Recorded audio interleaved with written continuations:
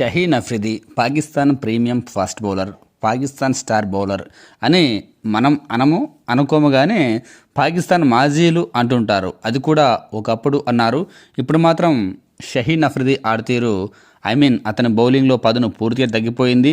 చిన్న చిన్న బ్యాట్స్మెన్లు సైతం చితక్కొడుతున్నారు. ఇక టీమిండియా బ్యాటర్లు అయితే ఓ పట్టాన వదలరు అతని బౌలింగ్ను. ఆల్రెడీ చూసాం ఆసియా కప్ 50 ఓవర్ల ఫార్మాట్లోనూ శ్రీలంకలో జరిగింది. ఆ తర్వాత మొన్న ముగిసిన ఆసియా కప్లో కూడా షహీన్ అఫ్రిదీని ఏమాత్రం అస్సలు లెక్క చేయలేదు, చితక్కొట్టేశారు.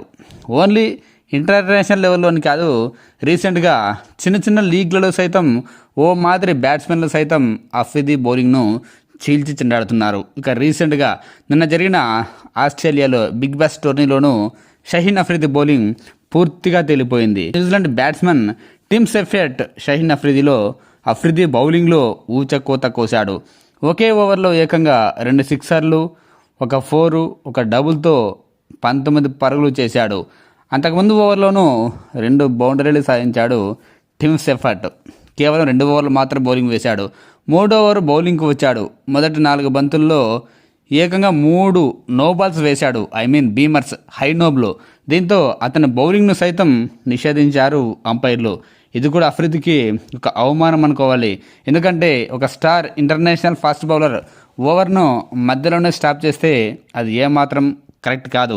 అతని బౌలింగ్ చాలా చేంజ్ చేసుకోవాల్సి ఉంటుంది కూడా. ఎందుకంటే రూల్స్ ఆ మాత్రం తెలియవా ఒక ఇంటర్నేషనల్ ప్లేయర్కు? అయినప్పటికీ చాలా ఓవర్ యాక్షన్ చేసి 3 నో బాల్స్ వేసి హై నోబ్స్ ఏకంగా బౌలింగ్నే బ్యాన్ చేయించుకున్నాడు. ఫైనల్గా ఈ మ్యాచ్లో 2.4 ఓవర్లు బౌలింగ్ వేసిన షహీన్ అఫ్రిదీ 43 పరుగులు ఇచ్చుకున్నాడు. అంటే తన ఎకానమీ ఓవర్కు 16 పరుగులు. ఎంతో కొంత బ్యాటింగ్ స్కిల్స్ ఉన్న షహీన్ అఫ్రిదీ బ్యాటింగ్లో సైతం ఘోరంగా ఫెయిల్ అయ్యాడు. ఈ మ్యాచ్లో 4 బంతులాడి డకౌట్ అయిపోయాడు షహీన్ అఫ్రిదీ. అంతేకాదు తన టీం కూడా 25 పరుగుల తేడాతో ఓడిపోయింది.